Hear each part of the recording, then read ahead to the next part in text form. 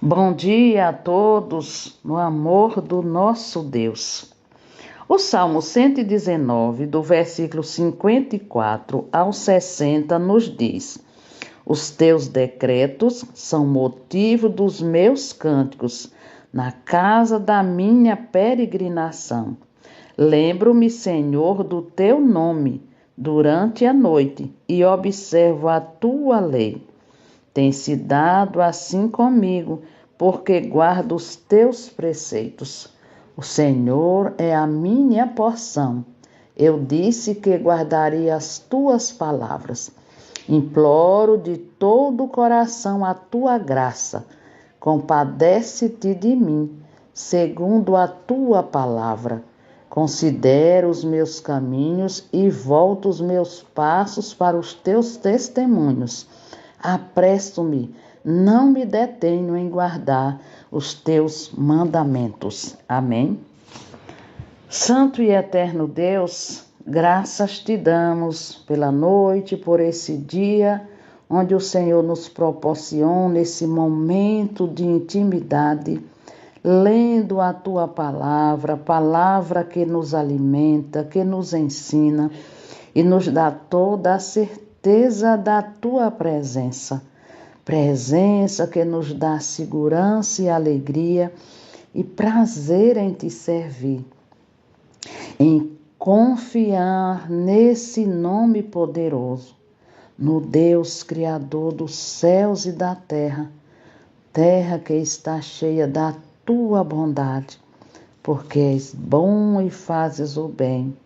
Em nome de Jesus, perdoa os nossos pecados e nos ajude, nos dá sabedoria, nos conscientiza do quanto necessitamos e dependemos de Ti.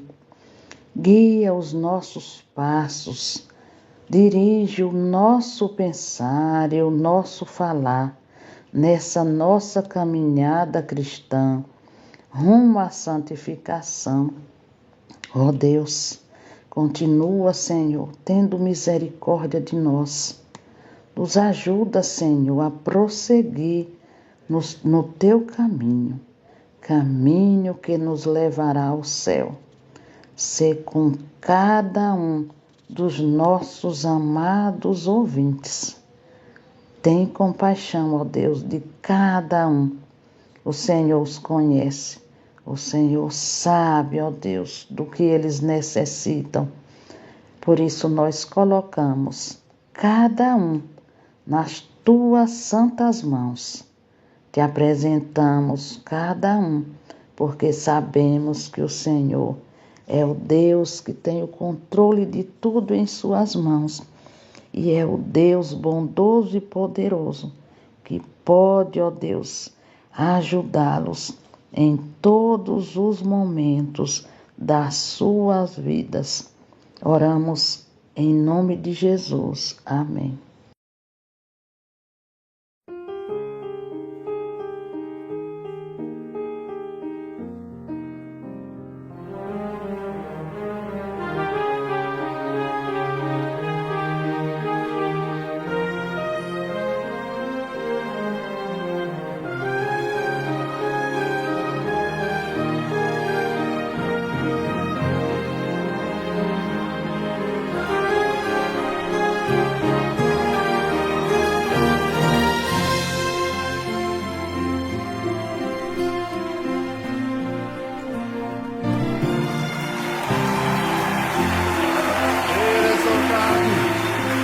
Exaltado, Senhor.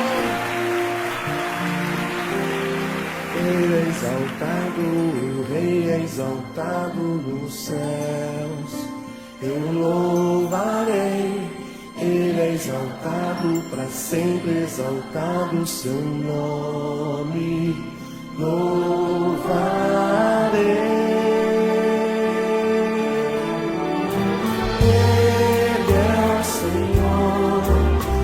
Verdade vai sempre reinar. Terra e céus glorificam seu santo nome.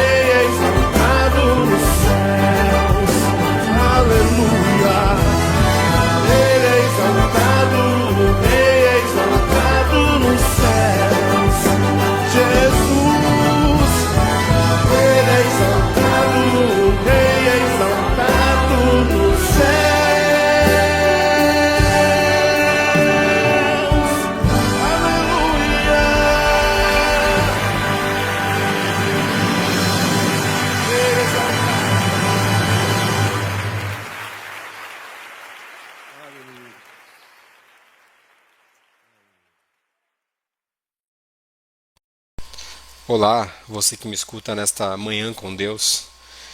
Eu quero compartilhar contigo o texto que se encontra no livro de Gênesis, no seu capítulo de número 13. Eu farei a leitura dos versículos de 5 até o versículo 13 e peço que você acompanhe comigo essa leitura. E assim diz a palavra do Senhor. Ló, que ia com Abrão, também tinha rebanhos, gado e tendas.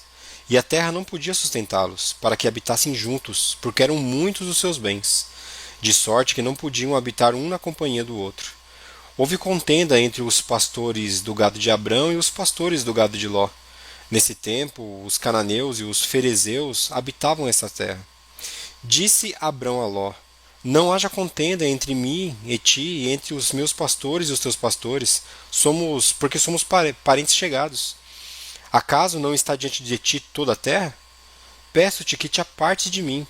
Se fores para a esquerda, irei para a direita. Se fores para a direita, irei para a esquerda. Levantou Ló os olhos e viu toda a campina do Jordão, que era toda bem regada, antes de haver o Senhor destruído Sodoma e Gomorra, como o jardim do Senhor, como a terra do Egito, como quem vai para Zoar. Então Ló escolheu para si a companhia do Jordão, a campina do Jordão, e partiu para o oriente. Separaram-se um do outro. Habitou Abrão na terra de Canaã e Ló nas cidades da campina, e ia armando as suas tendas até Sodoma. Ora, os homens de Sodoma eram maus e grandes pecadores contra o Senhor. Meus irmãos, aqui é importante nós notarmos nesse texto que nós lemos que o vale do Jordão ele era bem regado em todos os lugares. O versículo 10 nos diz que do capítulo 13 que era como o jardim do Senhor. Então Ló ele levou seus rebanhos famintos para lá. Mas escolher habitar no melhor da terra acabou por ser uma das piores decisões, pois o texto inclui a nota sinistra no versículo 10, antes de haver o Senhor destruído Sodoma e Gomorra. Na verdade, um olhar à frente revela que além de Sodoma, Deus destruiu toda a vegetação da terra, a razão pela qual Ló inicialmente se sentiu atraído pelo vale. O capítulo 19 de Gênesis, o versículo 25 diz: E subverteu aquelas cidades, e toda a campina, e todos os moradores das cidades, e o que nascia na terra. Aqui adquirimos o doloroso princípio de que, com o tempo, renunciamos até mesmo aos benefícios do pecado. O que inicialmente parecia tão atraente para Ló, o que satisfez tão rapidamente a sua necessidade, na verdade trouxe para ele que todas as decisões carnais eventualmente trazem, ou seja, um benefício temporário, com arrependimento a longo prazo. Foi isso que trouxe para ele. Em 2 Pedro, capítulo 2, dos versículos 7 e 8, o apóstolo Pedro nos diz: E livrou o justo Ló, afligido pelo procedimento libertino daqueles insubordinados, porque este justo, pelo que via e ouvia quando habitava entre eles, atormentava sua alma justa cada dia, por causa das obras iníquas daqueles. Meu irmão, minha irmã, considere quantas vezes pessoas fazem escolhas ao longo da vida com base no impulso de um olhar muitas vezes. Compram coisas sem necessidades, sentem falta de algo que nunca precisaram na verdade. Desejam aquilo que suas condições físicas e financeiras não permitem. As perguntas que devemos fazer a nós mesmos são: como essa decisão me afetará espiritualmente? Como isso afetará meu relacionamento com Deus? Olhando para o caso de Ló, o seu fracasso ensina-nos que antes de pagarmos um centavo pelo pecado, nós devemos considerar o preço real de um coração dividido. Onde estivermos comprometidos, devemos correr imediatamente para os braços perdoadores de nosso Senhor Jesus Cristo. Não olhar para trás, mas olhar para o alvo, olhar para Cristo Jesus. A nossa oração deve ser a seguinte: Senhor, ajude-me a lembrar que a minha vida espiritual é minha vida e que não sou o meu mesmo. Dê-me olhos para ver as implicações espirituais das minhas decisões hoje. Que Deus abençoe e que seja assim nossa oração. Até porque a Bíblia ela é clara em nos advertir sobre os perigos de um coração dividido, ou seja, entre servir a Deus e continuar no pecado. Esse dilema revela uma luta interna que muitos enfrentam. mas que a Escritura nos chama a resolver com uma decisão firme pelo Senhor. E eu gostaria aqui de encerrar essa nossa breve meditação explorando alguns aspectos importantes dessa questão do coração dividido, de nós não podemos servir a dois senhores. E a primeira dela, demonstrando exatamente isso, que nós não podemos ter um coração dividido, Deus, ele exige um coração inteiro. Jesus ensina que ninguém pode servir a dois senhores, porque o há de aborrecer-se de um e amar ao outro, ou se devotará a um e desprezará o outro. Não podeis servir a deuses e as riquezas, como nós encontramos em Mateus, capítulo 6, versículo 24. Nesse texto, Jesus Cristo deixa claro que tentar equilibrar uma vida de devoção a Deus com uma vida de pecado ou idolatria jamais é possível. Um coração dividido, ele acabará inevitavelmente se inclinando para um dos lados. Ou servimos a Deus, ou servimos as riquezas, as coisas deste mundo, aquilo que o pecado nos oferece. Que nosso coração possa ser encontrado diante de Deus, verdadeiramente. Mas nós também encontramos o perigo da inconstância. Tiago, ele nos adverte contra a inconstância do coração dividido. Lá em Tiago, no capítulo 1, versículo 8, o apóstolo Tiago nos diz: homem de ânimo dobre, inconstante em todos os seus caminhos. Veja que aquele que tenta seguir a Deus enquanto ainda se apega ao pecado, ele vive uma vida instável, sem firmeza. Essa decisão, na verdade essa indecisão, leva à fraqueza espiritual e impede o crescimento na fé. Mas olhando para tudo isso, nós temos uma terceira lição. A lição sobre a luta interna e a necessidade de escolha. O apóstolo Paulo, ele descreve essa batalha no coração humano lá em Romanos, no capítulo 7. No versículo 19 ele diz: porque não faço o bem que prefiro, mas o mal que não quero, esse faço. Veja, essa luta interna, a necessidade de escolha. No entanto, o apóstolo Paulo aponta para a solução no capítulo seguinte. Lá em Romanos 8, dos versículos 1 até o versículo 4, o apóstolo Paulo mostra que nós devemos viver segundo o Espírito e não segundo a carne. Essa luta, a luta que nós temos, essa luta espiritual, não deve ser vista como um motivo para a desistência, mas como um chamado à total rendição ao nosso Senhor Jesus Cristo. E por fim, uma quarta lição que nós aprendemos é que nós temos um chamado ao arrependimento. O profeta Elias confrontou Israel sobre esse mesmo dilema do coração dividido. Lá em 1 Reis, no capítulo 18 e o versículo 21, ele faz inicialmente uma pergunta para o povo e depois dá uma afirmação que eles têm que responder. E a pergunta que ele faz em 1 Reis 18, 21 é: até quando cocheareis entre dois pensamentos? Veja que ele fala aqui que eles estão cocheando, estão divididos, estão pendentes para dois pensamentos. E ele termina esse versículo dizendo: se o Senhor é Deus, seguiu. E se Baal, seguiu. Escolha para onde seu coração vai apontar. Meus irmãos, Deus não aceita uma devoção parcial. Ele deseja um compromisso total. E isso exige uma decisão consciente. Decisão essa de abandonar o pecado e viver para Cristo Jesus. Eu quero concluir dizendo que a Bíblia nos ensina que um coração dividido é perigoso, porque nos torna instáveis, nos afasta de Deus e nos impede de experimentar a plenitude da vida cristã. O chamado do Senhor é para um compromisso total. Compromisso esse onde, pela graça de Deus, nós venceremos o pecado e nos entregaremos inteiramente a Ele. E como Josué declarou, num texto muito conhecido nosso, de Josué, capítulo 24, versículo 15, Josué disse o seguinte: escolhei hoje a quem servireis, porém eu e minha casa serviremos ao Senhor. O caminho da vida cristã não admite neutralidade. Nós não somos neutros. Como diz o Senhor Jesus Cristo, ou servimos a Deus, ou servimos às riquezas. E ali a palavra riqueza ali é mamon. Ou servimos a Deus, ou servimos a mamon, ou servimos a outros deuses. Ou nós servimos a Deus de todo o coração, ou nós estamos contra Ele. Que Deus nos ajude, para que nós possamos decidir firmemente pelo Senhor, que nos amou e nos salvou em Cristo Jesus. Bendita a salvação, bendita a graça que nos alcançou, que nosso coração seja realmente totalmente entregue àquele que nos chamou e nos amou. Deus os abençoe.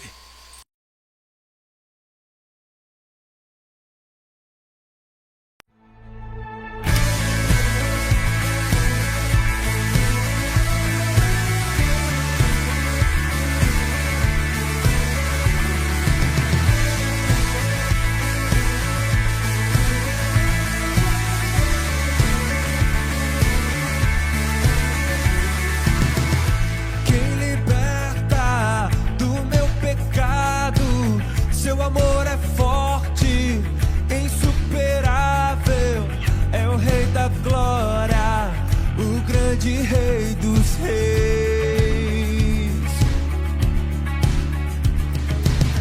Quem treme a terra como um trovão, sem ar eu fico admirado.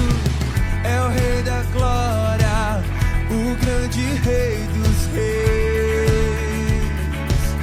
Maravilhosa graça, amor que não tem fim, tomou o meu lugar, a minha cruz levou e deu a sua vida para me libertar. Oh, Jesus, eu canto pelo que fez por mim.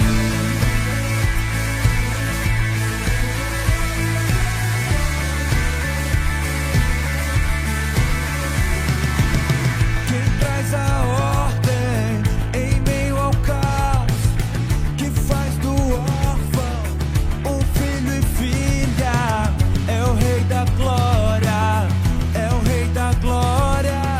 E quem governa com a justiça, és como o sol, tua face brilha, é o Rei da Glória, o grande Rei dos Reis. Maravilhosa graça, amor que não tem fim, tomou o meu lugar, a minha cruz levou e deu a sua vida para me libertar. Oh, Jesus, eu canto pelo que fez por mim.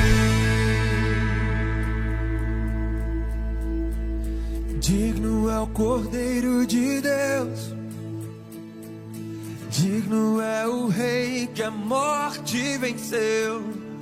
Digno é o Cordeiro de Deus, digno é o Rei que a morte venceu.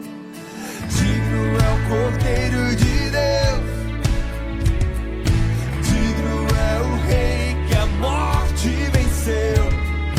Digno é o Cordeiro de Deus, Santo, Santo, Santo. Maravilhosa graça, amor que não tem fim, tomou o meu lugar, a minha cruz levou e deu a sua vida para me libertar. Oh, Jesus, eu canto pelo que fez por mim.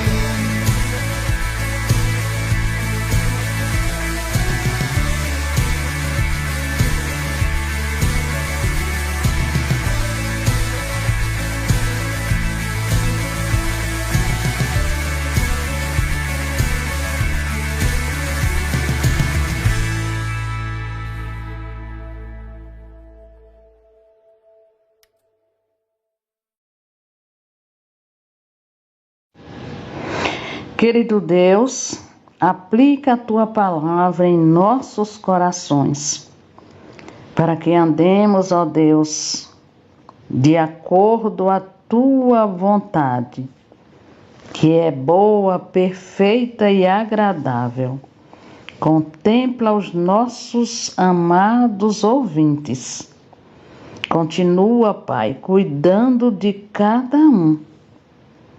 É a oração que fazemos, agradecidos, em nome de Jesus. Amém.